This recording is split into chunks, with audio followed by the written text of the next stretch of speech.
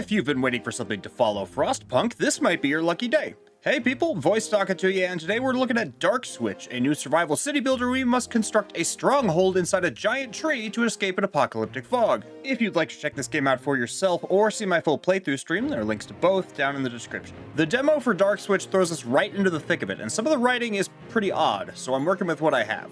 We play as Tessin, a former researcher of technical magic shoehorned into the role of F-Dark for a far-flung research colony known as Eleron, set up in the branches of a giant tree.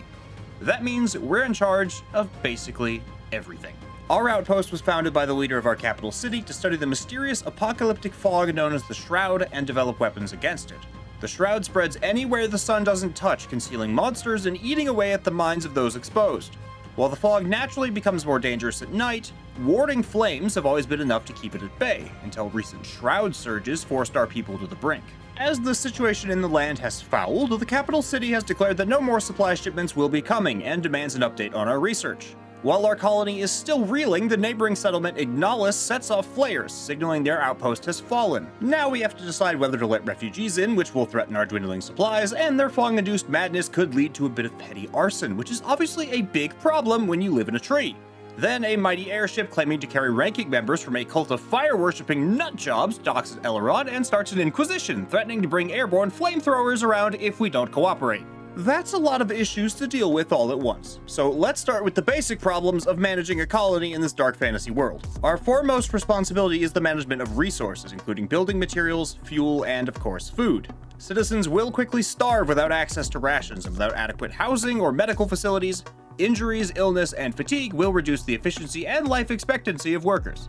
Not to mention the vicious madness that comes with exposure to the Shroud. Managing the workforce and allocating them to structures is vital because workers are the lifeblood of our colony, and their overall morale is therefore represented by our settlement's fear meter. In similar games like Frostpunk, this meter would also shift as a result of certain decisions or laws, but DarkSwitch lacks that nuance, with only debuffs like madness or exhaustion adding to this metric. Our pointy-eared citizens are divided into three castes: laborer, craftsman, and ranger. Each class of worker has preferred jobs that increase their efficiency as well as roles where they function poorly.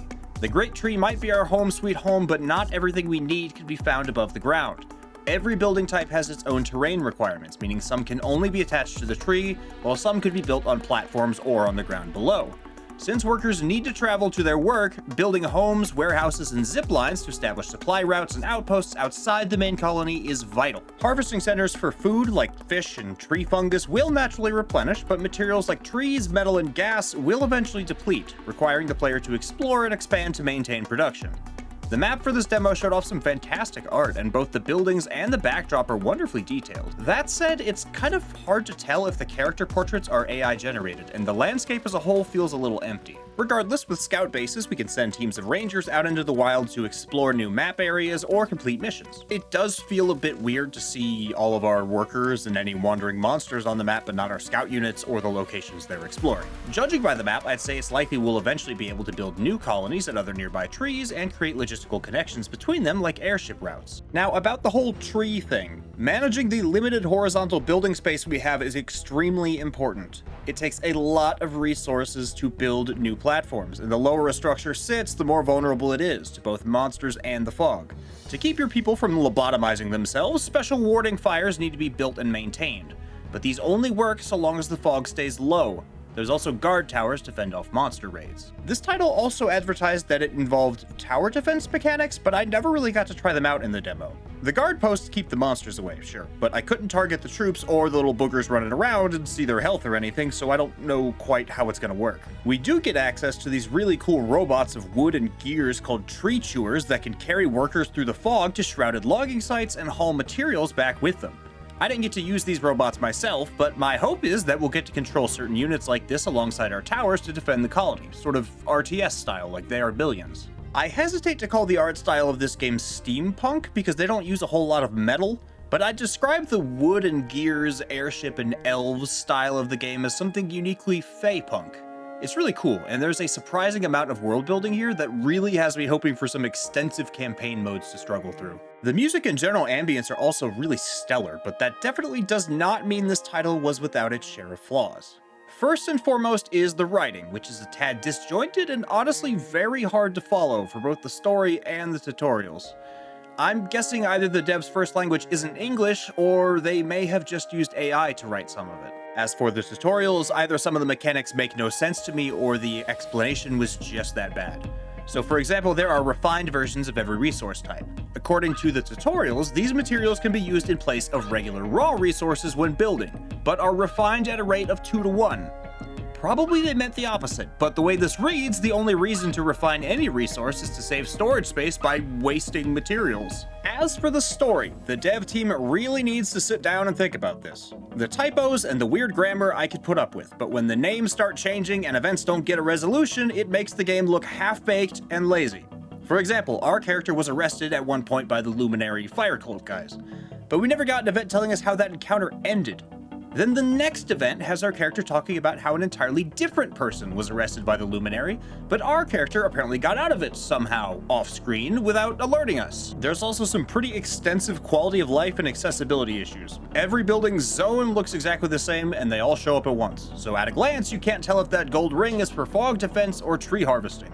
The building grid is set at an odd angle and marked by tiny dots that make it very difficult to tell how much space a structure takes up.